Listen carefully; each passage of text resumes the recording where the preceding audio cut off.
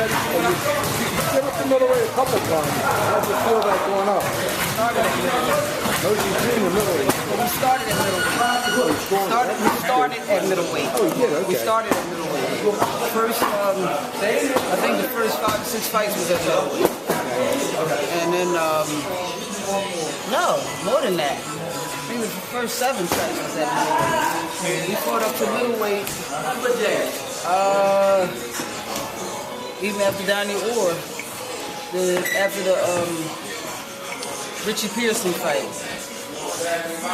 That was like the 11th fight. Have you seen Fourth Lake fight? No?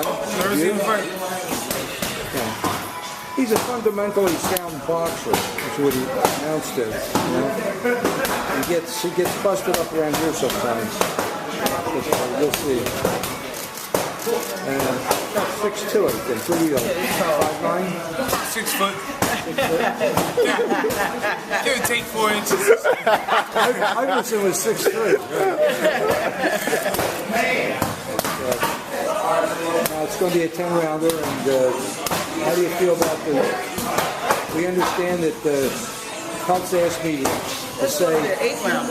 Yeah, how I say? It's an 8. I'm sorry, you know what I'm saying? More money? I got short. Russell was going to say, don't ask him if he's getting overpaid like you always do. No, we're getting underpaid. Yeah, definitely. We're getting underpaid.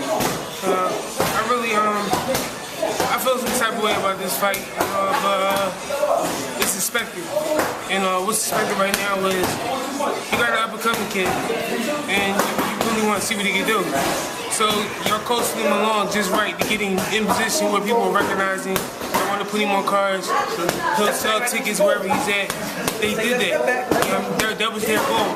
To get a kid they can market, to get a kid they can move, to get a kid they can put on cards and stuff like that. Nice kid from the neighborhood. Y'all know more about him than I do. I just see him from time to time and say what's up to him, that's it. He's not as good as his buddy is Majewski. He's not as good as Majewski, you know what I mean? But they're good friends, I mean. Yeah, they'd be good friends. This is an outcome right here. The Majewski fight was alright. I mean, we all know it was a rough fight. I faded away. That fight was my fault. The fight after that, it was my fault, but Yuri Foreman was a hard person. He's a hard person to catch. Every time I call Yuri Foreman running faster. No, the runner. Yuri Foreman. Every time I hit him with a good shot, I mean he'll take off. After the fight, he told me, he's like, man, you hit hard. And stuff. I was like, I land one shot, and after that, I start chasing you the rest of the time. Alright, here we go with the Melendez fight. Nothing went right for me the whole time. It was a lot of outside interference. I wasn't blocking it. I'm not one to step in with fingers and say that that's why I lost the fight. All my losses came to my fault. Me just not properly mentally being prepared. I could have been properly prepared. Mentally, I wasn't prepared. Caracello, who's a good puncher. I mean, I boxed a guy. Yeah, I mean, he was there. You know, every fight after that, it's been next level fights. Every fight after that, I shouldn't have sat as long as I did after I fought him, but I did. I can't complain about that. I was motivated after the rematch that I had with Medina. They brought me right back, thank God, put me in again. That was the outcome. After that, they sat me down for a few months. They brought me Majewski. Yeah. Yeah, then they brought me Majewski. Alright, we went there, we fought Majewski, we tried to box him. I faded away from the game plan. Alright, that fight came up with a loss. Alright, on to the next fight. The Yuri Foreman fight, it was a big step up, a big opportunity. I got in there, wanted the fight, was in shape, was good for it. Couldn't catch him, wasn't cutting the ring off, right, nothing. Alright, that's my fault again. And as a veteran, I should be able to see these things and do these things. Next fight was the Melendez fight. Came out too aggressive, leaned in over my legs, got caught with a good shot. Disappointed my partner, my team, my family with that fight. So now we sit down and we debating on whether we're gonna keep going or whether, this is what we get. I sat down, I thought about it. I worked out in a few other different gyms. Wasn't home for me. I came back home, came to where I belong at. You know what I mean? This is my team that I ride with. You know what I mean? It's the team I die with. So once my career is over, my career is over. My team is comfortable with it, and that will be it. But right now, going into this fight, I brought this kid in to see what he can do. That's the only reason why I'm here right now. That's the only reason why y'all called me. You know what I mean? Y'all here to see if he can fight, if he's whatever he's supposed to be. Alright, so now we're gonna find out. Next Saturday, Jamaal will show up. The truth. No. Tyson? Yeah. That guy's definitely a problem. That's the one I love. What do you want to do? What do you want to do? Do you want to go fight the truth or Tyson when I write it up? Tyson is his nickname, and everybody knows that Tyson, but his fight name is the truth. It is the truth. That's his boxing name, but everybody's been calling him truth. When I met him as Tyson, and that was back in 2002, 2001. And I started training in 03. Not because it looks like Started training me, yeah, too. But maybe Daryl Tyson. What happened was I got the name when I was in Pittsburgh, so when I was introduced to Big Eddie and all of them, I was introduced to Tyson. So when they came to Philly, they kept me around them as soon as they came to Philly. And everybody was just calling me Tyson. When everybody in the city know me as Maul. So Tyson just stuck with me throughout this young stuff. And he carried over to now. Nobody knows what my ring name is until they hear me say it. They be like, well, where did Tyson come from? Is that your middle name or something? Nah, it's just name.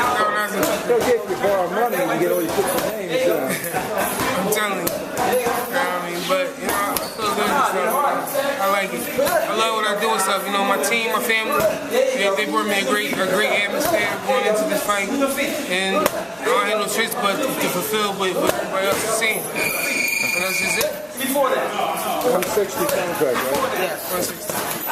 Minutes around now. 63 take it. Is it the day before the weigh-in or? Day before.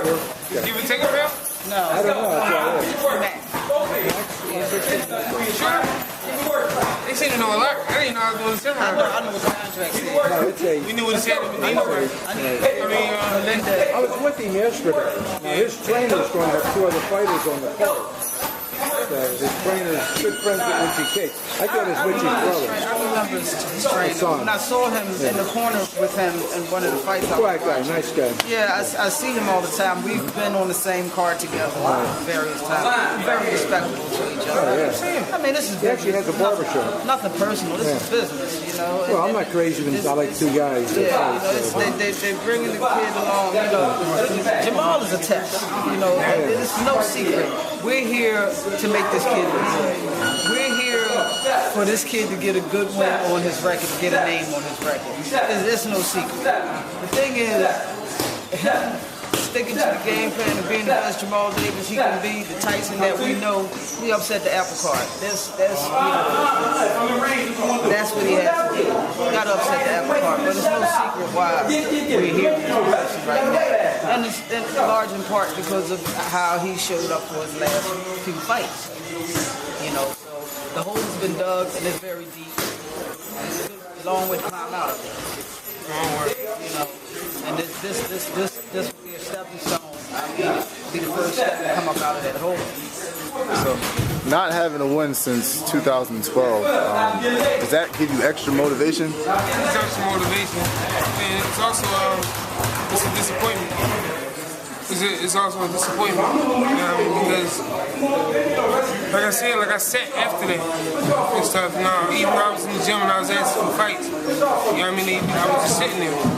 So for me to come back now and just thinking about that more and more each day, like, man, we haven't had a good solid win since you saw on TV. And it's like, well, what's next for me? The whole thing is just disappointing. You'd won about 6 in a row, didn't you? At one time early in your career? Yeah. He lost his debut. And then I started training. He won 7 straight, 6 by knockout. Then we set for 18 months. Winning repeated pulling at the guard. How long has it been with health?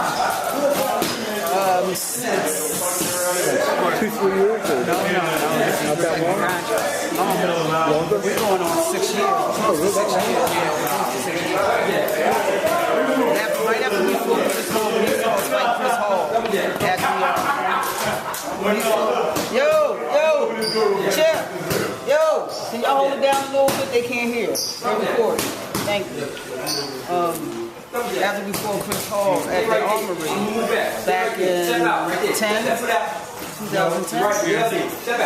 Peace up. Bring it back. Step out. Oh, 10. We got picked up right there, but tomorrow we ain't fighting until Where was it at? March. Right. Right.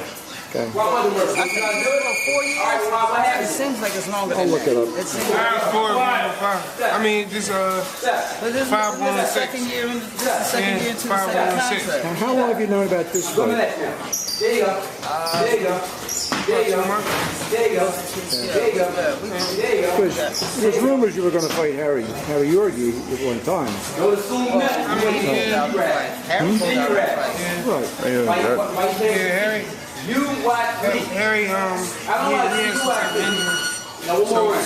So I was told, and that was just it with that fight, Yeah, he didn't look. I just saw him fight one of the twins. Yeah, somebody said he for one. He lost the first 3 rounds, then the twin tried to outbox him, and Harry outboxed him for 3 rounds, and it was a 6-round draw. That's what it came down Twin to. hadn't fought in years. Yeah, Eric Mitchell.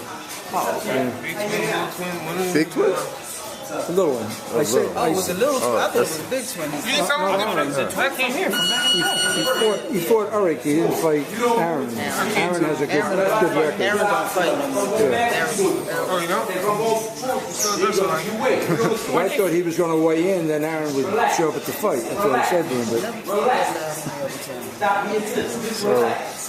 But You know, both you guys, you and Thomas Amana have 14 wins, but, you know, you have more experience because of the losses on your record. But, you know, looking at those losses, they're better than any guys that he's beaten. So this is, I mean,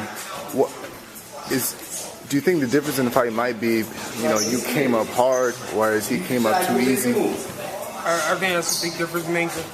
You know, my work in the gym, I believe, has been harder than anybody he's fought. So, you know, I come in with the better resume and stuff like that, the tougher fights, the harder fights, stuff like that. This kid, he has been, he was brought up the way he's supposed to be brought up. Like I said, I mean, he's a young kid, he's from Jersey, and he's marketable and stuff. I mean, he's easy to put on.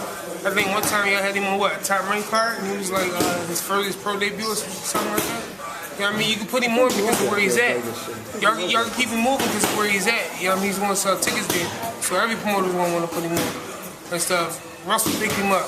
Easy to make the fight because, you know what I mean, now we become stable meat. So now you got a guy that you know can fight, you want to see what he can do. You know what I mean? Then you want to see if your guy is at the end of his rope or not.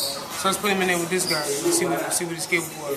All right, good idea, bad move. Totally want to throw it through. So my job is sign the contract, get the fight, hope everybody camp go well, and show up on fight night the way we're supposed to be, and finish it. That's it. He's young enough where so he can afford it all. That's true. I mean, he can afford to go into this fight and see his game plan is working. All right, you know what? Just go ahead and take the L. We can come right back in. I mean, he can afford it. I can't. I mean, it's all enough for me. So this training camp, has it been like, you know, better than usual? This camp has been a lot different than usual. Like all the way around the board, it's been different. Took him back to the way we used to do things. And he begged me for a fight because after the Melendez fight, I told him that was it. He wasn't fighting anymore because no secret, I love him like a son. 12 years together is a long time. And he begged me, he's been begging me for a fight since January. You know, so I said, listen, I'll show me something in the gym and I'll think about it. And then when Russell, I reached out to Russell for a couple of fights, and this one came up. And we decided on this one, and I laid it down. It's got to be my way or no way. And I put him in a different atmosphere. He had no choice but to work it the way we do. So, and it's worked out for the most part. rumors were you were going to bring Hank Lundian as a sparring partner. It's kind of short compared to your opponent. The way he's talking, the way Hank talking get you up and get you motivated for any and everybody. Jamaal is perfect for anybody. Yeah, Any sport. Yeah, any sport, man. Harry Connor, another bad boy, just signed with Golden Boy. Everybody keeps saying that. Yeah. How long? Yeah, Yeah, he He was just up here the other day and stuff. I didn't hear about Pump just made the call to verify. Oh, man. He did. Oh, congratulations, man. I'm proud for him, man. And stuff because Outlaw, he Nobody left the focused rip off in Philly, so he figured he'd sign the other coast. You know, Outlaw, he back to himself. Very He's talented. He's back to focusing on boxing and doing what he needs to do. He just had a new addition to his family. You know, thank God for that. Help people out, baby. And you know, Like he's him motivated. younger, you know. He's just motivated. Yeah. I seen him one day. I was running through the hood and I seen him. So I was like, yo, man, he got out of there. That's it, man. Like, you know, you done won the belt already, man. Like, you know, I'm just coming from the store. All right, go to the store, go home, jump up, go running. Do what you gotta do, man. Like, I mean, you doing what you need to do right now. That's good. You know, now's my turn. Gotta do what I gotta do. Yeah, August 23rd, Valley's Atlantic City. Yeah. How's your weight right now? Good. Yeah, looks good. Right on. I'm right on. I feel good. Yeah, it's like I said, like things have been a lot different going into this fight and stuff. Been wrestling a lot better. I have my whole team, my whole family around me. You know what I mean, all the time. Everybody's on board. Everybody's in the gym. Everybody's talking. Everybody's communicating. Everybody's getting an understanding of what goes on, and what keeps you motivated. You know, Brother Nazim, always been a great mentor, father figure, and he's really, really grilling me right now, like something ridiculous. And so between him, Bear, Steve Cunningham, Dynamite, Bigfoot. Well, you gonna have an entrance like Bigfoot had his last fight? That's just Foot. That's just Foot him. is Foot. That's him. I mean, he's built for that. His thing. Yeah, I mean, he's built for that, and I mean, that's what his thing is. I don't even know, man. It's a reality show being put in the work. You gotta add one for him, man. Like, put him in front of a camera, man. He don't need boxing, but you know, that's his personality, that's his character. That's who he is. In other words, you're not going to wear the wig and the chain in. Okay. But for good luck. The Foot will be there. Yeah, Foot will be there. And so, I mean, we all just support our own thing, our own style. You know, that's it. He's a comedian. He's funny. Every day is a light day when Foot's around. You laugh before the hard work goes. The thing you know, when he take off that wig and them glasses and that chain, somebody get their ass wrapped. It's fight in Harrisburg. They were supposed to have August 30th. It's supposed to be Harrisburg. They put it back a week, I think. All right, Jamaal, you're 33 now. You know, not looking past your opponent, but you know, what do you want to do with the rest of your career? I want to get this one. First thing is August 23rd. Then we'll talk about his career. As a fighter, he can't look past August 23rd. Me, I can look past that. So that question should be directed to me. Okay. His only question should be what he's going to do on August 23rd. August 24th, we'll talk about that after that.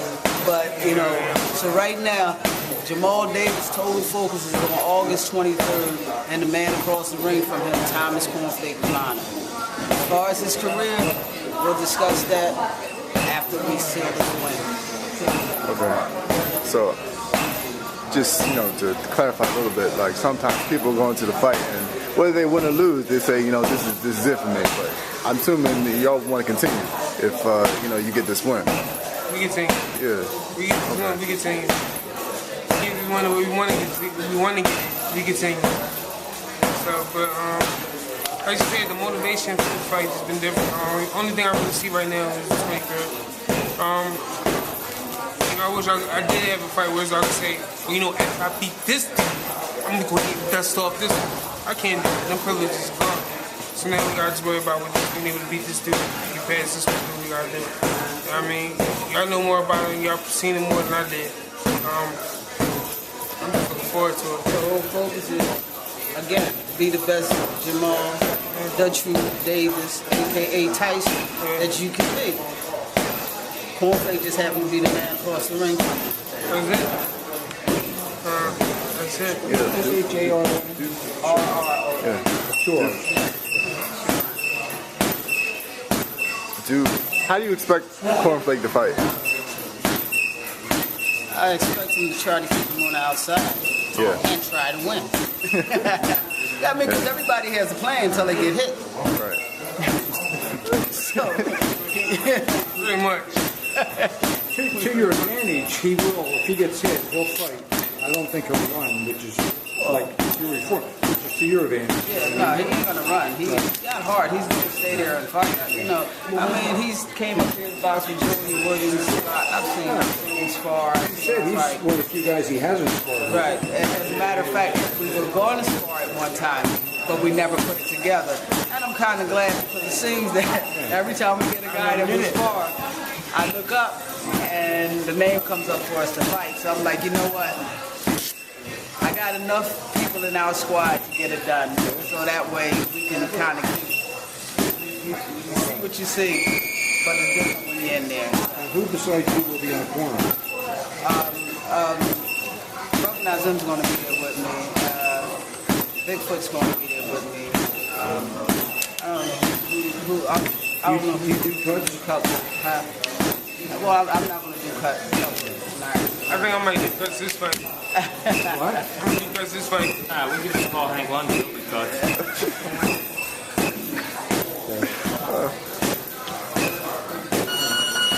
A little off topic since all the serious questions were done. You guys got a smoker coming up on the 15th. I heard that your gang is rumbling with some of the other coaches. You got a prediction for that?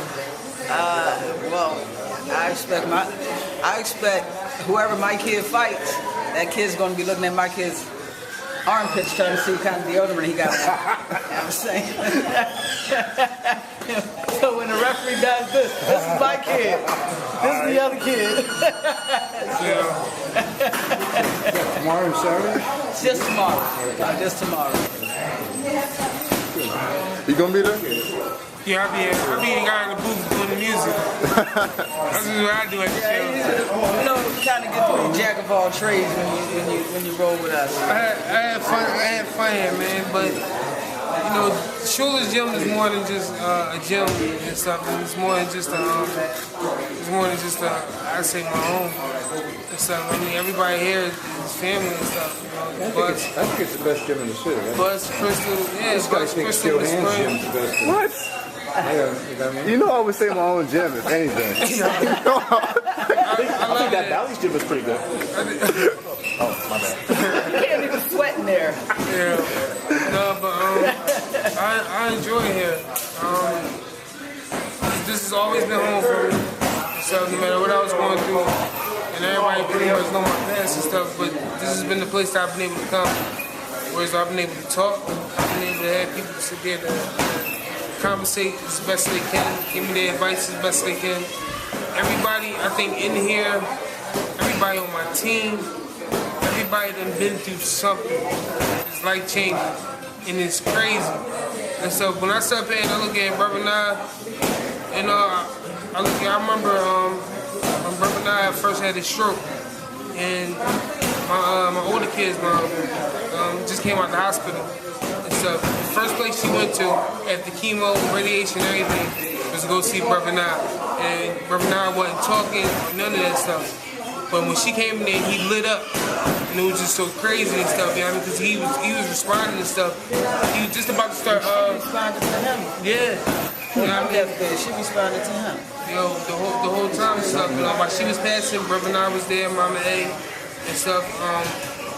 Russ, Crystal, I mean, the whole team, everybody that you see me with to this day, from this gym, this part of this gym family, always there and stuff like that. Steve Cunningham, his wife and stuff, I remember sitting there and Steve and his wife just holding me and stuff, I just broke down and stuff, I couldn't hold it together no more. Everybody, I mean, we just took up the whole hospital. Like everybody, the whole hallway and stuff, you know, everybody was just in there, everybody was in the room, everything. And it was just crazy, you know, my team, my family, Steve. You know, Steve going through the hard part of his life and stuff, things that he's been told throughout his life. Yeah, I mean, with his family and stuff. Yeah, he's right there and stuff, and it's just a team. Everybody going through and stuff. You know, they told me that my wife Priscilla had a year to live. I just came to the gym and worked out, and everybody looked at me and was like, "Why am I here?" Like, it was all I knew. It was the only place I knew. You know what I mean? And another thing was, you know, that's what she wanted me to do. She's just like, yo, like, you sit here in the hospital, you got fights to be prepared for. She's like, go ahead, you know what I mean? Just come pick me up when you're done. Those are always her words and stuff. I leave, I go from the hospital. After the hospital, I go to work, stay there for about 2 hours, leave, go to the hospital, pick the kids up, take them home with their grandma, go back to work. Go down to the hospital when I get off of work, go see her, and I go home, go running. She knew what had to be done and stuff. A lot of people may say that was selfish, I should have just stayed there and stuff like that, but it wasn't much I could do. You did what she wanted you to do. You know what I mean? She was a part of us in the gym, and everything go right, we'll be wearing her name again going into this fight. And making sure that we're victorious. And doing what we need to do from here on. I love Yeah, the main event of the last show we were at, a guy Glaskov from Ukraine, his whole family got bombed by the Russians. No communication for a week. You got to try to get that out of your mind. But that's what Dynamite was saying. When he said that. That was one foot fight, right? Yeah, it was the main event. He got bombed? his family did in Ukraine by the Russians. So he lost communication for a week, so he didn't know whether his family was alive. And I thought he got a gift that night, but like I said, now I can see why he wasn't his normal self, you know? So, but you have to fight through. I don't know. That was Saudi a week ago. Saturday. Yeah, it was last weekend. Yeah, but you have to fight through, right? You know, you gotta, as a fighter, as an athlete, you have to learn how to take that and just sit it at the ring steps. Go in the ring and do what you have to do, and if you have to pick it back up afterwards, then, you know, that's fine. But, you know, or use it as inspiration to fight on. I think in Steve's case, Kennedy, in that Mansour fight, he was just like, I need, you know, I ain't losing, I'm fighting, and I ain't losing, and that's it. I sit there, man, you look at this team, man, you look at everything that everybody going through, and they're victorious on it. It says a lot about the character on everybody. So, I got a lot of ground to cover. I got a lot to do to my team, my family, and myself. Yeah, definitely. So, I mean, we had to work. We had to get the job done. And that's all I'm looking forward to. I'm going to hit the plate because those armpits are starting to hit over here.